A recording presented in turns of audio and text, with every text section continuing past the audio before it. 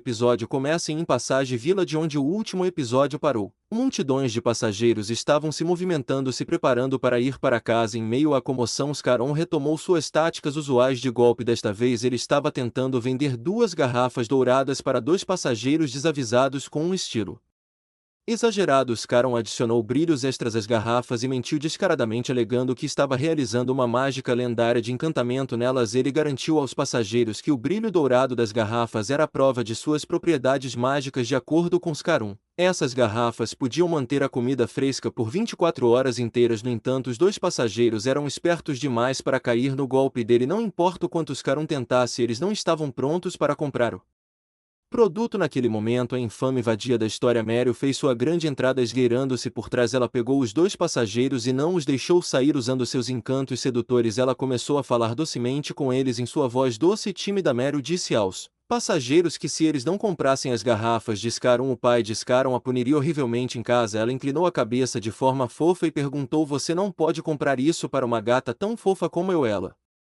elogiou ainda mais o produto, alegando que era um item lendário que eles nunca encontrariam por um preço tão baixo. Ao ouvir a palavra pai, os monstros caninos trocaram olhares desconfiados de lado. Eles começaram a se perguntar: Scarron é seu sugar daddy ou padrasto? Qual é o relacionamento real deles? Eles não estavam prontos para acreditar que Meryl era filha de Scarron e suas dúvidas se aprofundaram. Sentindo a suspeita deles, Scarron rapidamente interveio. Ele esclareceu que Meryl não era sua filha biológica, eles eram filhos adotivos e ele nunca levantaria a mão contra ela. Scarron explicou que se eles não pudessem vender o produto, eles não ganhariam dinheiro e sem dinheiro eles não poderiam comer. Ele até admitiu que Meryl pode ter mentido porque eles eram muito pobres. Tentando acalmar a situação ainda mais, Scarron riu nervosamente e disse que Meryl tinha o hábito de pregar peças nele, então eles deveriam apenas perdoá-la. Enquanto isso, Meryl voltou a usar seu charme, fazendo beicinho adorável, implorando com uma voz doce e fofa: "Por favor, compre isso para ele." Seu ato inocente finalmente quebrou os monstros caninos. Corando furiosamente, eles cederam e por um preço exorbitante compraram o que não passava de um item normal para esquentar comida. Após completar a venda, os monstros cães acenaram alegremente para Meryl, que por sua vez agradeceu calorosamente e se despediu. Enquanto eles se afastavam, Scarron ficou ali completamente perplexo. Ele não conseguia entender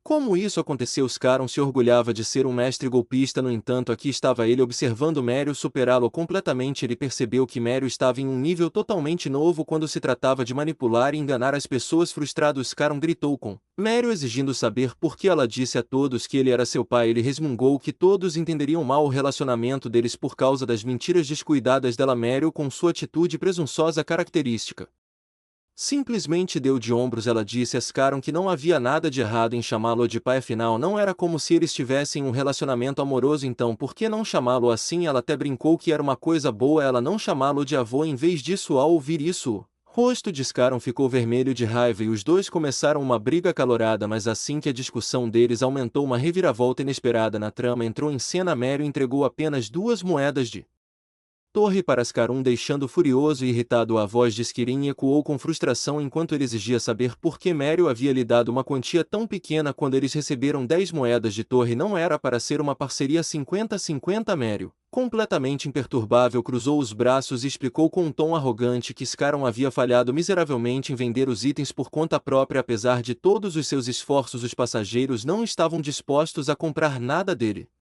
Meryl lembrou-lhe que ela tinha intervindo, feito sua mágica manipuladora e fechado o acordo. Ela acrescentou sarcasticamente que ele deveria ser grato por ela estar lhe dando 2 moedas, já que ela não estava planejando dividir nada disso. Scarron, percebendo que não havia vitória com Meryl, relutantemente embolsou as moedas, resmungando baixinho. Mas antes que ele pudesse ir embora, Meryl, ainda falando com sua confiança arrogante de sempre, questionou sobre o plano de vingança que ele havia mencionado antes. Scarron não estava planejando se vingar de Tel. Meryl deixou claro que não tinha tempo a perder com golpes de pequena escala e queria saber seu grande plano. Quando Scarron abriu a boca para responder, ele congelou de repente, seus olhos disparando ao redor com desconfiança. Sem aviso, ele agarrou Meryl pelo rosto, empurrando-a para trás de uma caixa próxima e ordenando que ela corresse. Completamente confuso, Meryl gritou alto, exigindo saber o que ele estava fazendo.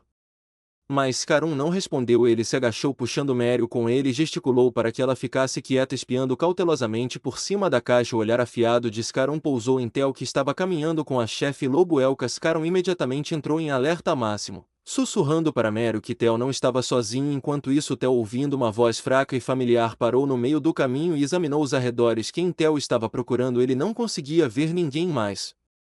Algo sobre a voz continuava ecoando em sua mente. Yonah, notando a expressão distraída de Theo, perguntou quem ele estava procurando. Theo, curioso e alerta, respondeu que achava ter ouvido uma voz familiar. Seus olhos disparavam para a esquerda e para a direita, mas não importava o quanto olhasse, ele não conseguia identificar a fonte. A cena mudou de volta para Scarron e Meryl, que estavam encolhidos atrás da caixa, visivelmente aterrorizados. Meryl, claramente irritado, exigiu saber por que eles estavam se escondendo daquele jeito. Do que Scarron tinha tanto medo? Scarron, ignorando suas reclamações, olhou cautelosamente pela borda. Novamente notou a gangue de Theo caminhando com ele. Meryl, no entanto, não estava focada apenas no grupo de Theo. Sua atenção foi atraída para Yonah. Com irritação crescente, ela murmurou sobre o quão irritante era ver aquele hamster bastardo ainda acompanhando Theo. Scarron, percebendo sua frustração, disse para ela se acalmar e perguntou se ela sabia quem era Yonah.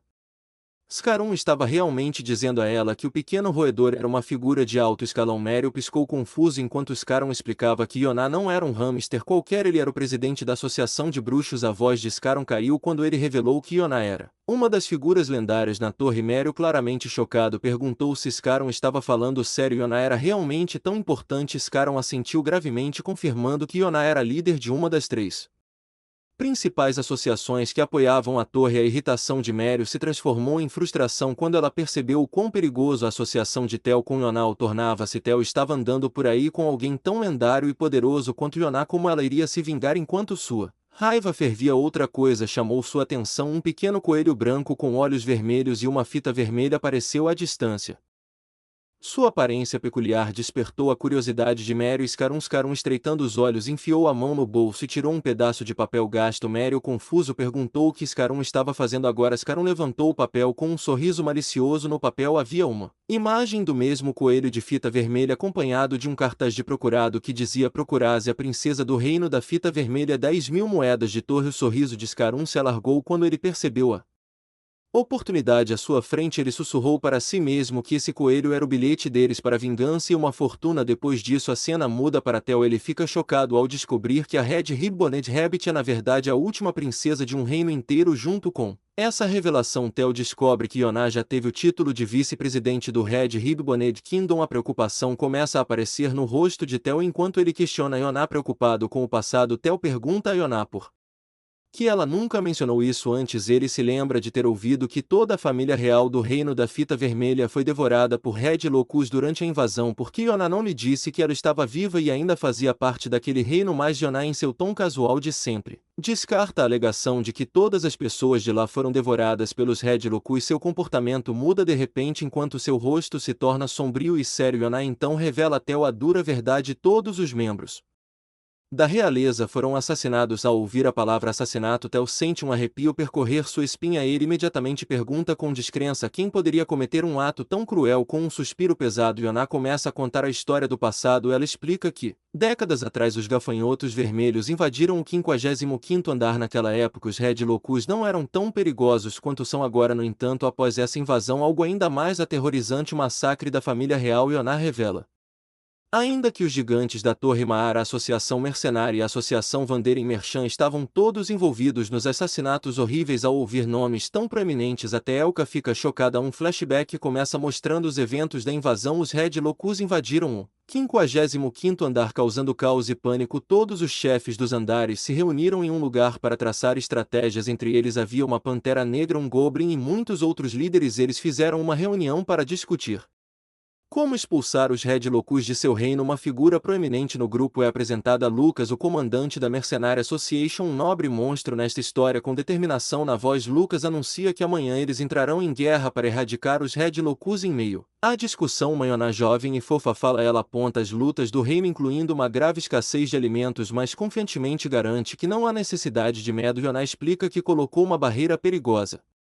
ao redor do castelo, tornando impossível para os Red Locus escaparem para o próximo andar. Yonah explica seu plano mais adiante: sem comida, os Red Locus morrerão de fome em poucos meses. Ela insiste que não há necessidade de uma guerra completa, pois sua barreira protegerá o reino. Enquanto os outros líderes olham pela janela, eles veem a barreira impenetrável de Yonah, uma força mágica diferente de tudo que eles já viram nos últimos 10 dias. Nenhum único gafanhoto vermelho conseguiu penetrar a Os líderes ficam impressionados com o brilhantismo de Yonah e começam a elogiá-la cheios de alívio. Eles expressam sua gratidão a Yonah dizendo a ela que finalmente podem dormir em paz. Com isso a reunião chega ao fim. Lucas informa a todos que eles se reunirão novamente amanhã para continuar suas discussões. Os líderes agradecem Yonah mais uma vez, visivelmente gratos por tê-la como vice-presidente. Após a reunião, Yonah se afasta seguida de perto por duas figuras parecidas com porcos. Eles usam sorrisos falsos, mas seus olhos brilham com ganância e intenções sinistras. A cena muda e vemos Yonah dormindo pacificamente em uma cama minúscula enrolada de uma forma fofa e vulnerável. O quarto está quieto, mas a ameaça persistente de traição paira pesadamente no ar. De repente, um barulho alto ecoa, quebrando a calma da noite e acordando Yonah. Ela rapidamente veste seu moletom e sai correndo do quarto. O caos irrompe enquanto os guerreiros da Red Ribbon lutam em pânico. Entre eles está um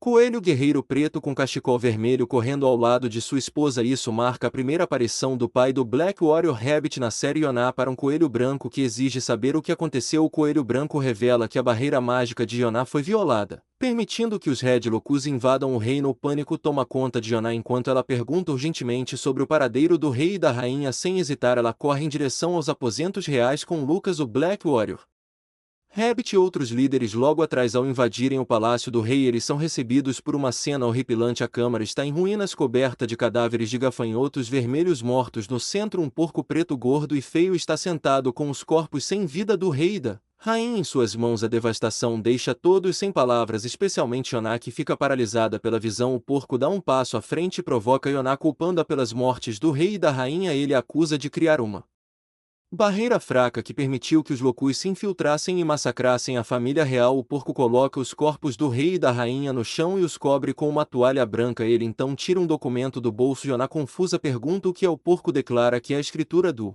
55º andar. A revelação ataca o porco preto e feio. Não é outro senão Grade, uma figura infame por toda a torre. Grade derrama lágrimas de crocodilo, alegando que o rei e a rainha confiaram a ele a façanha, acreditando que sua filha não poderia governar sozinha.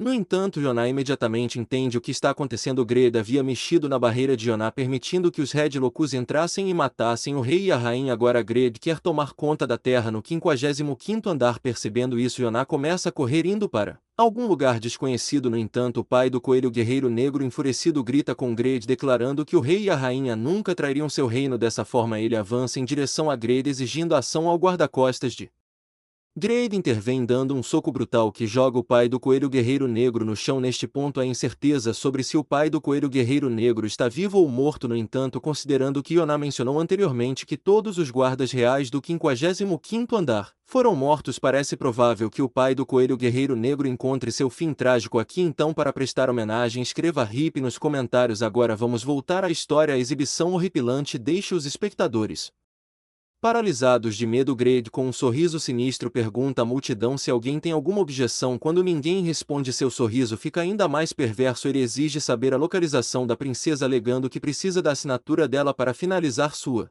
reivindicação sobre o 55º andar. A cena muda para Yonah, que é vista correndo, agarrando desesperadamente a princesa bebê em seus braços. Daquele momento em diante, Yonah correu por anos treinando dia e noite. Ela jurou nunca mais deixar outro bastardo como Grade machucar seus entes queridos. Por meio de treinamento implacável, Yonah ascendeu para se tornar uma das 3 feiticeiras mais fortes da torre, mas as memórias daquela noite trágica continuam a assombrá-la. Agora, de volta ao presente, Yonah diz a Theon que o papel do senhorio está selado e somente a família real de Red Ribbon pode abri-lo. Isso significa que Grade não poderá se tornar o dono original de todo o 55º andar. No entanto, é verdade que Grade recebeu a posição de senhorio enquanto o rei e a rainha estavam morrendo. Até que a princesa atinja a idade adulta, Grade detém a propriedade de todo o 55º andar, mas no momento em que a princesa se torna adulta, todo o poder de Grade sobre o andar desaparecerá. Yonah explica que é por isso que ela treinou tanto e se tornou tão poderosa, para garantir que Grade nunca pudesse machucar a princesa do reino da fita vermelha. Yonah observa que Grade é um cara nojento, cheio de engano e malícia. Theon, chocado com essa revelação, concorda, afirmando que não consegue acreditar que Grade seja um bastardo tão nojento. No entanto, Theon ainda está confuso e pergunta a Yonah por que Grade, apesar de ser um zelador, tem tratado todo o andar do 55º andar como seu verdadeiro dono por tantos anos. Ninguém aí questiona as ações de Grade. Yonah explica que Grade não está sozinho, há muitas outras grandes associações envolvidas nesse esquema. Além disso, Yonah revela que descobriu recentemente que Grade colocou uma recompensa pela princesa De Red Ribbon, quem sequestrar a princesa será generosamente recompensado com uma grande soma de dinheiro. Agora que a princesa da fita vermelha está se aproximando da idade adulta, o poder da ganância está diminuindo. A política suja que Grade empregou para ganhar o controle do 55º andar não vai mais se sustentar. Depois de ouvir tudo isso, Theon percebe que deve ser por isso que Ioná queria conhecê-lo. Ele deduz que Ioná planeja pedir sua ajuda. Theon pergunta se Ioná vai pedir sua ajuda para proteger a princesa da fita vermelha. Ioná confirma com um sorriso caloroso, explicando que ela queria pessoalmente pedir ao grande dragão negro para ajudar a proteger a princesa e reconstruir o reino da fita vermelha. A cena muda e nos encontramos no segundo andar. Depois de um longo tempo, a história muda o foco para os humanos. Dois humanos estão caminhando pela selva escura à noite. Esses dois amigos estão conversando enquanto se aprofundam na floresta. O primeiro amigo repreende o segundo, dizendo a ele que a informação que ele obteve de sua mãe era para ser um segredo. O segundo amigo cético observa que chegar a uma masmorra na escuridão da noite parece suspeito. Enquanto caminham, eles encontram um homem de meia idade de terno. O segundo amigo, agora certo de que estão no lugar certo, cumprimenta o homem. Ó jovem caçador, abaixa a cabeça e se apresenta ao homem de meia idade. O homem se apresenta como Harrison e diz aos caçadores que cuidará deles hoje, garantindo sua segurança enquanto os ajuda a subir de nível. Ambos os caçadores, animados e felizes, expressam sua gratidão. Harrison explica que a mãe deles já havia providenciado todo o dinheiro para essa experiência, deixando os caçadores muito felizes. No entanto, conforme eles se aventuram mais, eles se deparam com algo que os choca. À distância, eles veem uma estranha planta amarela se estendendo por quilômetros e quilômetros, cobrindo quase metade do segundo andar. Harrison os informa que este é o Jardim dos Pontos de Experiência, uma fazenda de experiência. Ele explica que os caçadores só precisam matar este monstro inofensivo parecido com uma flor e eles ganharão pontos de experiência subindo de nível. Enquanto fazem, os caçadores céticos perguntam se é realmente possível ganhar pontos de experiência esmagando essas pequenas flores. Eles nunca viram tais monstros antes. Harrison os tranquiliza dizendo que esses são monstros do tipo planta, criados e produzidos em massa por sua organização. Ele demonstra puxando uma adaga, cortando a raiz de um monstro-flor e ganhando instantaneamente 33 pontos de experiência. Harrison explica que há milhares desses monstros vegetais e os caçadores podem matar quantos quiserem para ganhar pontos de experiência. Vendo isso, os dois caçadores trocam olhares animados. No entanto, em vez de atacar com armas, os caçadores inexperientes, crianças ricas mimadas sem treinamento adequado, decidem queimar a fazenda inteira. Eles jogam querosene sobre a fazenda e ateiam fogo com fósforos. Um deles até joga um coquetel molotov, rindo loucamente enquanto a fazenda queima. O sistema os notifica repetidamente sobre o aumento de nível. Os caçadores, agora assistindo alegremente à destruição, ficam chocados com a facilidade de ganhar níveis em instantes. Eles percebem que podem atingir os níveis 20 ou 30 simplesmente queimando a fazenda inteira, e com isso o episódio chega ao fim.